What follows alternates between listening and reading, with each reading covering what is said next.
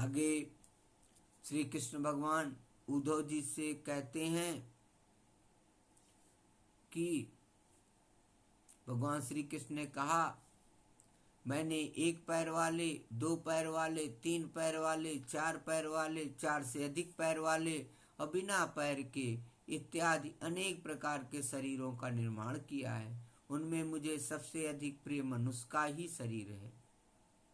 इस मनुष्य शरीर में एकाग्र चित्त, तीक्ष्ण बुद्धि, पुरुष बुद्धि आदि ग्रहण किए जाने वाले हेतुओं से जिनसे कि अनुमान भी होता है, अनुमान से आग्रह अर्थात अहंकार आदि विषयों से भिन्न मुझ सर्व प्रवर्तक ईश्वर को साक्षात अनुभव करते हैं।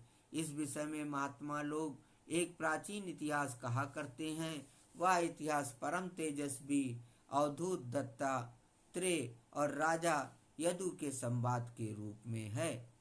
एक बार धर्म के मर्मज्ञ राजा यदु ने देखा कि एक त्रिकालदर्शी तरुण अवधूत ब्राह्मण निर्भय विचर रहे हैं।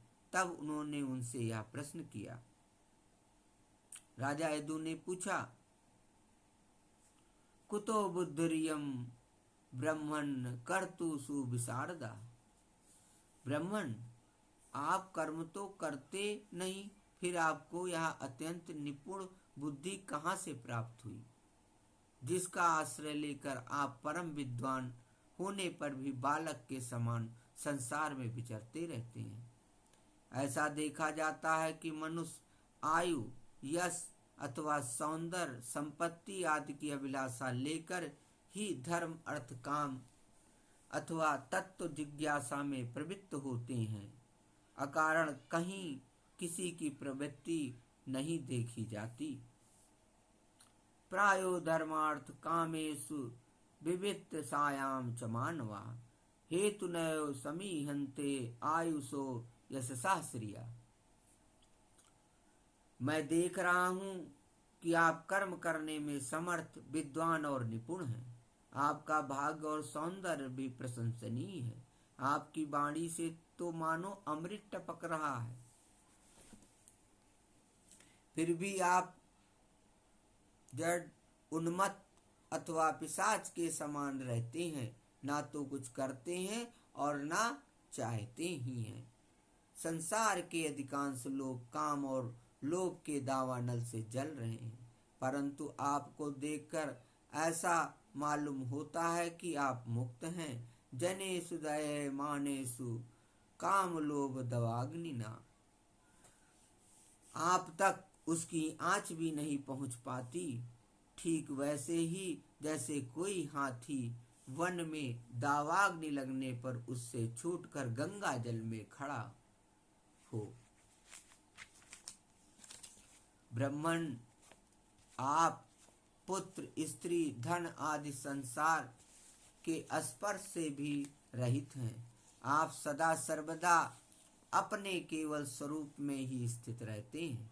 हम आपसे यह पूछना चाहते हैं कि आपको अपने आत्मा में ही ऐसे अनिर्वचनीय आनंद का अनुभव कैसे होता है। आप कृपा करके अवश्य बतलाइए। भगवान श्री कृष्ण ने कहा, यदुनयम महाभागो ब्रह्मण एन सुमेधसा पृष्ठा सभाजिता प्राह प्रस्या वनतम द्विजा। भगवान श्री कृष्ण ने कहा, उद्धव, हमारे पूर्वज महाराजा यदु की बुद्धि शुद्ध थी और उनके हृदय में ब्राह्मण भक्ति थी। उन्होंने परम भाग्यवान दत्तात्रेय जी का अत्यंत सत्कार करके यह प्रश्न पूछा और बड़े विनम्र भाव से सिर झुकाकर वे उनके सामने खड़े हो गए। अब दत्तात्रेय जी ने कहा, संत में गुरुओ राजन भयो बुद्ध उपाश्रिता यतो बुद्धि मुपादाय मुक्तोटा मीह ताछृणु। ब्रह्मवेत्ता दत्तात्रेय जी ने कहा, राजन, मैंने अपनी बुद्धि से बहुत से गुरुओं का आश्रय लिया है। उनसे शिक्षा ग्रहण करके मैं इस जगत में मुक्त भाव से स्वच्छंद विचरता हूँ। तुम उन गुरुओं के नाम और उनसे ग्रहण की हुई शिक्षा सुनो। मेरे गुरुओं के नाम हैं पृथ्वी, वायु, आकाश, जल, अग्नि, चंद्रमा, सूर्य, कबूतर, अजगर, समुद्र, पतंग, भौरा या मधुमक्खी, हाथी, शहद निकालने वाला, हरिण, मछली, पिंगला, वेश्या, कुरर पक्षी, बालक, कुंवारी कन्या, बाण बनाने वाला, सर्प, मकड़ी और भृंगी कीट। राजन, मैंने इन 24 गुरुओं का आश्रय लिया है और इन्हीं के आचरण से इस लोक में अपने लिए शिक्षा ग्रहण की है। वीरवर ययाति नंदन, मैंने जिस प्रकार जो कुछ सीखा है वह सब ज्यों का त्यों तुमसे कहता हूँ, सुनो। मैंने पृथ्वी से उसके धैर्य की, क्षमा की शिक्षा ली। लोग पृथ्वी पर कितना आघात और क्या क्या उत्पात नहीं करते, परंतु वह ना तो किसी से बदला लेती है और ना रोती चिल्लाती है। संसार के सभी प्राणी अपने अपने प्रारब्ध के अनुसार चेष्टा कर रहे हैं। वे समय समय पर भिन्न भिन्न प्रकार से जान या अनजान में आक्रमण कर बैठते हैं। धीर पुरुष को चाहिए कि उनकी व्यवस्था समझे, ना तो अपना धीरज खोए और ना क्रोध करे, अपने मार्ग पर ज्यों का त्यों चलता रहे। पृथ्वी के ही विकार पर्वत और वृक्ष से मैंने यह शिक्षा ग्रहण की कि जैसे उनकी सारी चेष्टाएं सदा सर्वदा दूसरों के हित के लिए ही होती हैं, बल्कि यूँ कहना चाहिए कि उनका जन्म ही एकमात्र दूसरों का हित करने के लिए ही हुआ है। साधु पुरुषों को चाहिए कि उनकी शिष्यता स्वीकार करके उनसे परोपकार की शिक्षा ग्रहण करें। मैंने शरीर के भीतर रहने वाले वायु प्राण वायु से यह शिक्षा ग्रहण की है कि जैसे वह आहार मात्र की इच्छा रखता है और उसकी प्राप्ति से ही संतुष्ट हो जाता है, वैसे ही साधक को भी चाहिए कि जितने से जीवन निर्वाह हो जाए उतना भोजन कर लें। इंद्रियों को तृप्त करने के लिए बहुत से विषय न चाहें। संक्षेप में उतने ही विषयों का उपयोग करना चाहिए जिनसे बुद्धि विकृत न हो, मन चंचल न हो और वाणी व्यर्थ की बातों में न लग जाए। शरीर के बाहर रहने वाले वायु से मैंने यह सीखा है कि जैसे वायु को अनेक स्थानों में जाना पड़ता है, परंतु वह कहीं भी आसक्त नहीं होता, किसी का भी गुण दोष नहीं अपनाता, वैसे ही साधक पुरुष भी आवश्यकता होने पर भिन्न प्रकार के धर्म और स्वभाव वाले विषयों में जाएं, परंतु अपने लक्ष्य पर स्थित रहें। किसी के गुण या दोष की ओर झुक न जाएं, किसी से आसक्ति या द्वेष न कर बैठें। गंध वायु का गुण नहीं है, पृथ्वी का गुण है, परंतु वायु को गंध का वहन करना पड़ता है। ऐसा करने पर भी वायु शुद्ध ही रहता है, गंध से उसका संपर्क नहीं होता। वैसे ही साधक को जब तक इस पार्थिव शरीर से संबंध है तब तक उसे इस व्याध पीड़ा भूख प्यास आदि भी वहन करना पड़ता है, परंतु अपने को शरीर नहीं आत्मा के रूप में देखने वाला साधक शरीर और उसके गुणों का आश्रय होने पर भी उनसे सर्वथा निर्लिप्त रहता है। राजन, जितने भी घटमट आदि पदार्थ हैं वे चाहे चल हो या चल, उनके कारण भिन्न भिन्न प्रतीत होने पर भी वास्तव में आकाश एक और अपरिच्छिन्न ही है। वैसे ही चराचर जितने भी सूक्ष्म स्थूल शरीर हैं उनमें आत्मा रूप से सर्वत्र स्थित होने के कारण ब्रह्म सभी में है। साधक को चाहिए कि सूत के मणियों में व्याप्त सूत के समान आत्मा को अखंड और असंग रूप से देखें। वह इतना विस्तृत है कि उसकी तुलना कुछ कुछ आकाश से की जा सकती है। इसलिए साधक को आत्मा की आकाश रूपता की भावना करनी चाहिए। आग लगती है, पानी बरसता है, अन्न आदि पैदा होते हैं और नष्ट होते हैं। वायु की प्रेरणा से बादल आदि आते और चले जाते हैं। यह सब होने पर भी आकाश अछूता रहता है। आकाश की दृष्टि से यह सब कुछ है, ही नहीं।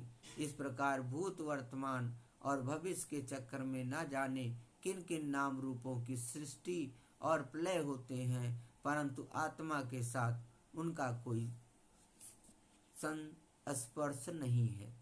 जिस प्रकार जल स्वभाव से ही स्वच्छ, चिकना, मधुर और पवित्र करने वाला होता है तथा गंगा आदि तीर्थों के दर्शन, स्पर्श और नामोच्चारण से भी लोग पवित्र हो जाते हैं, वैसे ही साधक को भी स्वभाव से ही शुद्ध, स्निग्ध, मधुर भाषी और लोक पावन होना चाहिए। जल से शिक्षा ग्रहण करने वाला अपने दर्शन, स्पर्श और नामोच्चारण से लोगों को पवित्र कर देता है। राजन, मैंने अग्नि से यह शिक्षा ली है कि जैसे वह तेजस्वी और ज्योतिर्मय होती है, जैसे उसे कोई अपने तेज से दबा नहीं सकता, जैसे उसके पास संग्रह परिग्रह के लिए कोई पात्र नहीं, सब कुछ अपने पेट में रख लेती है, और जैसे सब कुछ खा पी लेने पर भी विभिन्न वस्तुओं के दोषों से वह लिप्त नहीं होती, वैसे ही साधक भी परम तेजस्वी तपस्या से दैदीप्यमान, इंद्रियों से अपराभूत, भोजन मात्र का संग्रही और यथायोग सभी विषयों का उपभोग करता हुआ भी अपने मन और इंद्रियों को बस में रखे, किसी का दोष अपने में ना आने दे।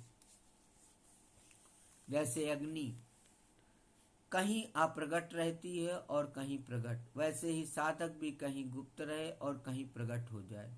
वह कहीं कहीं ऐसे रूप में भी प्रकट हो जाता है जिससे कल्याणकामी पुरुष उसकी उपासना कर सकें।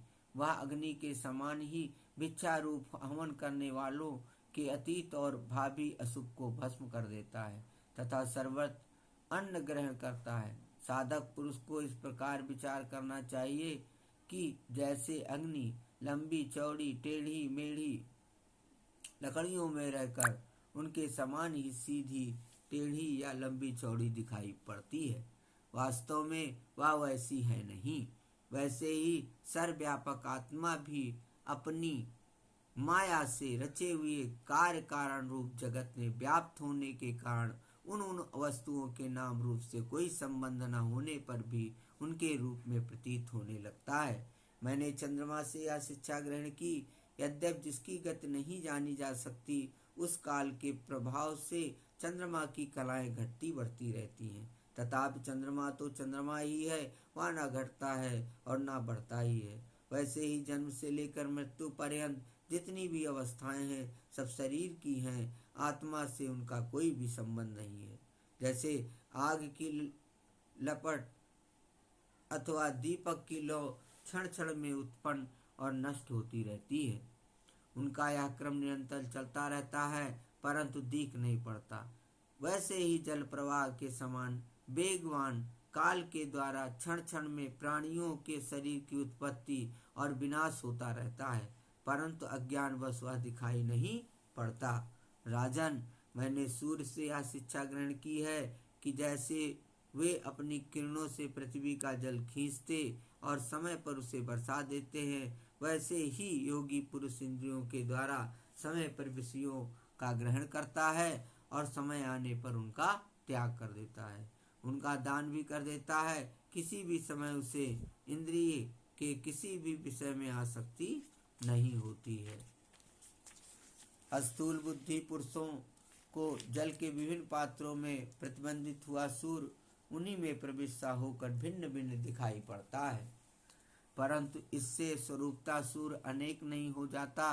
वैसे ही चल अचल उपाधियों के भेद से ऐसा जान पड़ता है कि प्रत्येक व्यक्ति में आत्मा अलग अलग है, परंतु जिनको ऐसा मालूम होता है उनकी बुद्धि मोटी है। असल बात तो यह है कि आत्मा सूर्य के समान एक ही है, स्वरूपता उसमें कोई भेद नहीं है। राजन, कहीं किसी के साथ अत्यंत स्नेह अथवा आसक्ति न करनी चाहिए, अन्यथा उसकी बुद्धि अपना स्वातंत्र खोकर दीन हो जाएगी, उसे कबूतर की तरह अत्यंत क्लेश उठाना पड़ेगा। राजन, किसी जंगल में एक कबूतर रहता था। उसने एक पेड़ पर अपना घोंसला बना रखा था। अपनी मादा कबूतरी के साथ वह कई वर्षों तक उसी घोंसले में रहा। उस कबूतर के जोड़े के हृदय में निरंतर एक दूसरे के प्रति स्नेह की वृद्धि होती जाती थी। वे गृहस्थ धर्म में इतने आसक्त हो गए कि उन्होंने एक दूसरे की दृष्टि से दृष्टि, अंग से अंग,